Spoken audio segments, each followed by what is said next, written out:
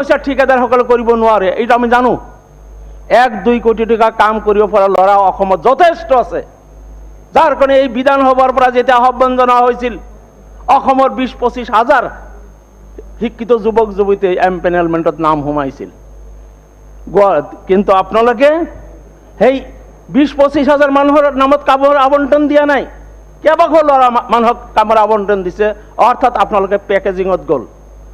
অৱশ্যে কেবিনেটে এপ্ৰুভ কৰিছে, আপোনালোকৰ দোষ নাই। কেবিনেটে পেকেজ কৰে, ইয়াৰ পৰা পেকেজত যিবিলাক মানুহ আপোনালোকে পঠিয়াইছে, যাক পেকেজ কৰাৰ কোনো প্ৰয়োজনেই নাছিল। স্কিম ভেলু বুলি ক'লে ইণ্ডিভিজুৱেল স্কিম ভেলু বুলি বুজায়। ইণ্ডিভিজুৱেল স্কিম ভেলু 10 কোটি টাকা হলে আপোনালোকে হেড অফিচৰ পৰা অৰ্ডাৰ কৰক, কিন্তু একমাত্ৰ পেকেজ কৰাৰ স্বাৰ্থত হেড অফিচৰ পৰা অৰ্ডাৰ কৰাৰ স্বাৰ্থত একাধিক এই সৰু সৰু স্কিমবিলাক পেকেজ কৰি আপোনালোকে কিছুমান সিলেক্টেড ঠিকাদাৰৰ কাম আবণ্টন দিলে, যিসকলে আজিৰ তাৰিখ পৰ্যন্ত জিলাখনত কামেই আৰম্ভ কৰা নাই। গোৱালপাৰা জিলাতে মোৰ হাতত এতিয়া এই প্ৰগ্ৰেছ ৰিপৰ্ট আছে জিলাখনৰ, ইয়াতে আছে 0 প্ৰগ্ৰেছ, আটাইতকৈ নাই। অথচ ডিষ্ট্ৰিক্ট লেভেলত DC বা এক্সিকিউটিভ ইঞ্জিনিয়াৰ লেভেলত যিসকল ঠিকাদাৰৰ কাম দিছে, সেই প্ৰগ্ৰেছ ৰিপৰ্টখিনিকে আপোনালোকে ৰিফ্লেক্ট কৰাই অসমে অৰ্থাৎ গোৱালপাৰা জিলাই দিল্লীক দেখুৱাব পাৰিছে যে আমাৰ ৱৰ্কছ ইন প্ৰগ্ৰেছ। য'ত আপোনালোকে হেড অফিচৰ পৰা ৱৰ্ক এলটমেণ্ট কৰা ঠিকাদাৰসকলে কাম নকৰাকৈ আছে। অধ্যক্ষ মহোদয়, JGM-ৰ ক্ষেত্ৰত এই যিটো কাৰিকৰী ডিফেক্ট, এই কাৰিকৰী ডিফেক্টৰ কাৰণে মোৰ সন্দেহ হৈছে 2024 চনত লক্ষ্য স্থিৰ কৰি লৈ যি আঁচনি আপুনি লৈছে, এই আঁচনি 2024 চনৰ ভিতৰত আপোনালোকে সমাপ্ত কৰিব পাৰিব নে নাই।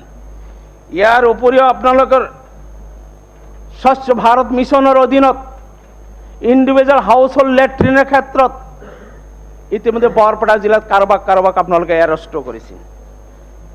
যদি দেখা যায়, ইয়াতে পেপাৰত দেখা যায় নলবাৰী জনস্বাস্থ্য কাৰিকৰী বিভাগত শৌচালয় নিৰ্মাণৰ নামত দুৰ্নীতিৰ অভিযোগ, বিষয়সহ 6 জনৰ বিৰুদ্ধে থানাত গোচৰ। এইটো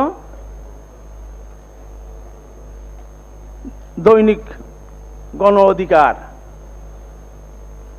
গতিকে এনেকুৱা ধৰণৰ অভিযোগ বৰপেটা জিলাতো আছে, গোৱালপাৰা জিলাতো আছে। গোৱালপাৰা জিলাত মাননীয় সদস্য, আপোনাৰ দলে আপোনাক 10 মিনিট টাইম শেষ কৰিম। গোৱালপাৰা জিলাত মই ৰিপ্ৰেজেণ্ট কৰা সমষ্টিতে যোৱা কেইবছৰত প্ৰায় 50 কোটি টকাৰ আপুনি শৌচালয় কাৰণ পইচা দিছে। মই 2016 চনত বিধায়ক হৈ অহাৰ পিছত বিধানসভাত কুৱেশ্যন কৰি যেতিয়া মই ডাটা পাইছিলোঁ, কাৰণ দুৰ্ভাগ্যবশতে 11ৰ পৰা 16লৈকে মই পৰাজিত অৱস্থাত আছিলোঁ, কিন্তু লক্ষ্য কৰিছিলোঁ কিছুমান বস্তু। 16ত বিধায়ক হোৱাৰ পিছত প্ৰথম সোণোৱাল চৰকাৰ প্ৰথমখন এছেম্বলিত যেতিয়া মোৰ কুৱেশ্যন আছিল, তাৰ ৰিপ্লাই যিটো আহিছিল, সেই ৰিপ্লাইৰ ওপৰত মই ক্ষেত্ৰ ভিত্তিক মই পৰিদৰ্শন কৰাইছিলোঁ মানুহৰ দ্বাৰা। সেই সময়ত আছিল 40 কোটি, এতিয়া 50 কোটি হৈছে।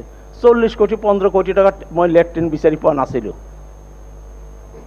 40 কোটি টকাৰ 15 কোটি টকাৰ লেট্ৰিন বিচাৰি নাপাওঁ। বাঘবৰতে একেখন মোৰ জন্মস্থান বাঘবৰ সমষ্টি, আলুবতী চৰত জন্ম, মই যদিও গোৱালপাৰা জিলাৰ পৰা প্ৰতিনিধিত্ব কৰোঁ। গতিকে বাঘবৰ সমষ্টিৰ কথাবিলাকে মই জানো। বাঘবৰ সমষ্টিত আপোনালোকে যোৱা সময়ত 50 কোটি টকাৰ 60 কোটি 50,000